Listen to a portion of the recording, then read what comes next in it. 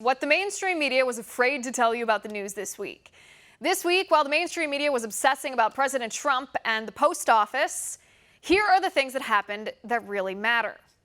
5-year-old boy, Cannon Hinnant, was murdered this past Sunday, executed by a monster named Darius Sessoms, who put a gun to Cannon's head while Cannon was riding his bike in his dad's front yard, pulled the trigger, and murdered Cannon in front of his 7- and 8-year-old sisters.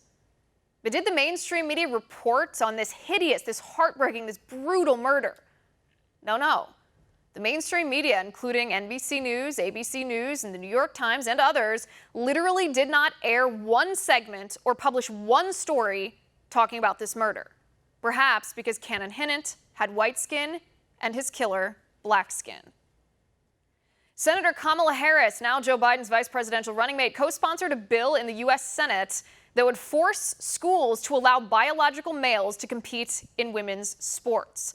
The so-called Equality Act, which would amend the Civil Rights Act of 1964 to make sexual orientation and gender identity protected characteristics under federal anti-discrimination law, would effectively destroy girls' sports and erase biological females altogether.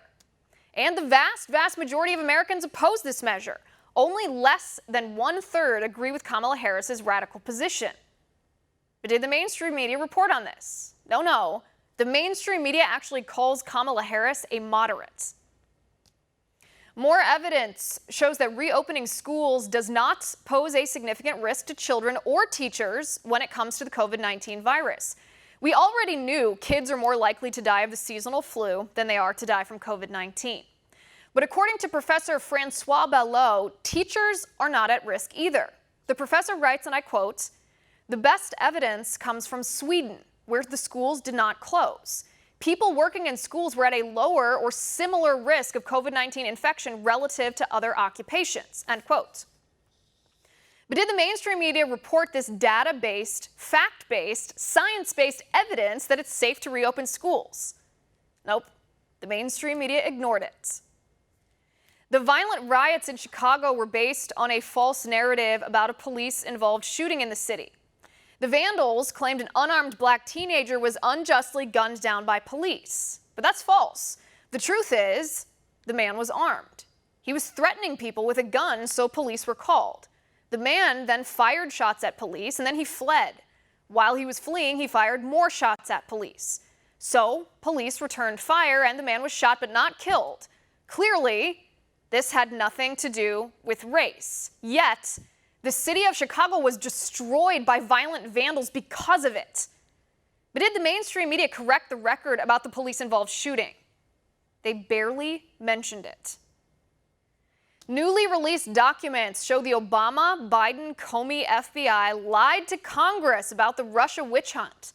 Senator Lindsey Graham released a February 2018 memo of an FBI briefing to the Senate Intel Committee regarding Christopher Steele's dossier source, a man named Igor Danchenko.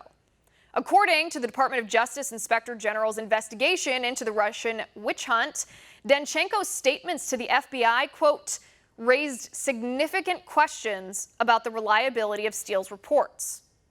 But these concerns about Steele's credibility conveniently were not mentioned in the FBI's briefing to the Senate. Apparently, the Obama, Biden, Comey FBI wanted to make the Steele dossier seem more credible than it really was in order to use the wild claims to try to take down Trump.